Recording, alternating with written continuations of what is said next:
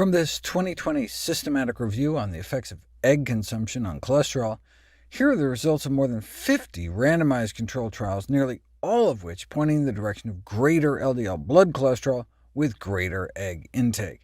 And that's just looking at fasting cholesterol taken in the morning, which is how much your liver is churning out, which is like the baseline on top of which the effects of diet can be assessed. We live most of our lives in a postprandial state, meaning an after-meal state, not a fasting state.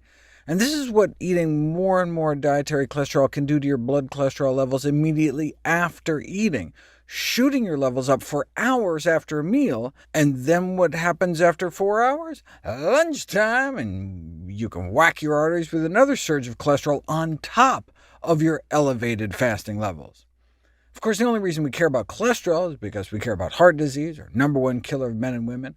And you do see, for example, significantly higher coronary artery calcium scores in those who eat more eggs, which is a sign of atherosclerotic plaque buildup in the arteries.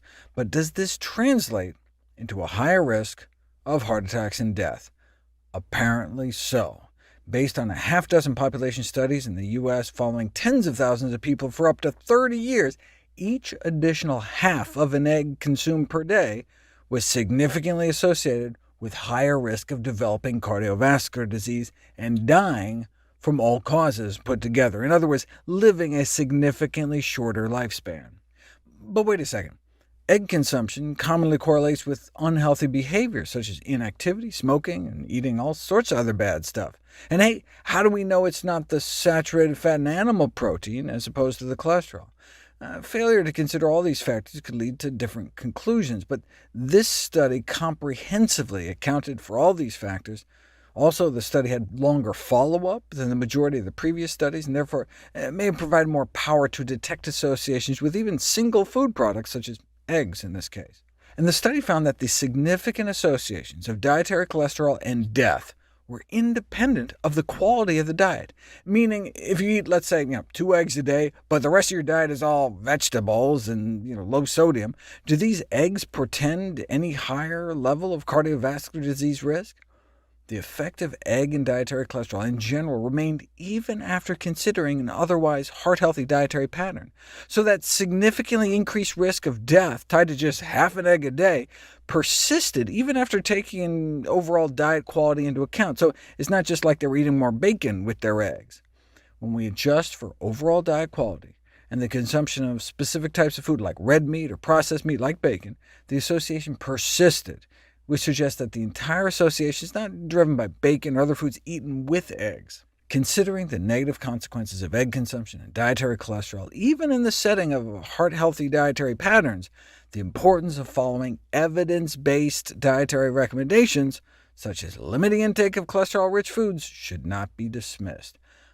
But that's exactly what the 2015 Dietary Guidelines Advisory Committee appeared to try to do, declaring cholesterol not a nutrient of concern for overconsumption, because available evidence shows no appreciable relationship between consumption of dietary cholesterol and blood cholesterol, consistent with the conclusion of an American Heart Association American College of Cardiology report. Wait, what? Here's a meta-analysis of literally hundreds of studies published like 25 years ago, conclusively showing that you can decrease blood cholesterol by decreasing dietary cholesterol intake. An interesting thing has since happened with cholesterol research, though. Industry funding of studies increased from 0 to now most cholesterol studies are bought and paid for by the egg industry, and studies funded by the Egg Board tend to use specific design characteristics to minimize the reported negative health effects. And so now, anyone limiting their reviews to studies published in recent years, when nearly all studies were industry-funded and specifically designed to bring about certain predetermined outcomes, you can make eggs look more favorable than if you included more objectively designed research. The AHA-ACC report, for example, limited their evidence review from 1998 to 2009. They knew about meta-analyses like this one, published in 1997, but didn't give it full consideration because these studies predated their search timeframe. Dr. Kim Williams was president of the American College of Cardiology around the time of this saga. Let's hear it straight from the horse's mouth. Despite research studies over several decades indicating that dietary cholesterol increases serum cholesterol levels, Their 2013 report stated that there was insufficient evidence to determine whether lowering dietary cholesterol helps, but this was based on that limited time search. People didn't understand that, but that's what the Dietary Guidelines Advisory Committee cited.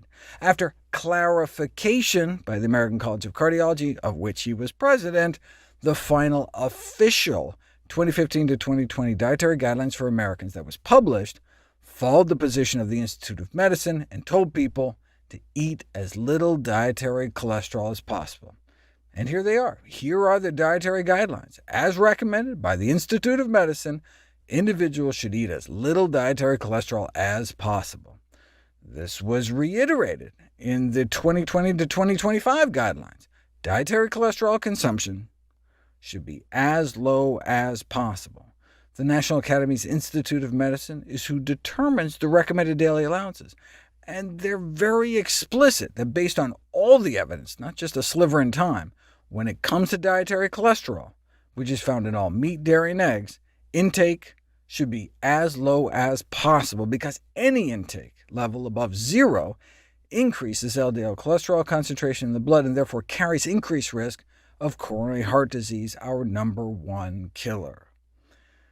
After conviction for false advertising suggesting eggs were healthy, which I detailed in one of my videos, the egg industry has spent hundreds of millions of dollars trying to convince the public, physicians, and policymakers that dietary cholesterol and egg yolks are harmless. But in reality, regular consumption of egg yolks should be avoided by people at risk for cardiovascular disease, which essentially means all North Americans who expect to live past middle age.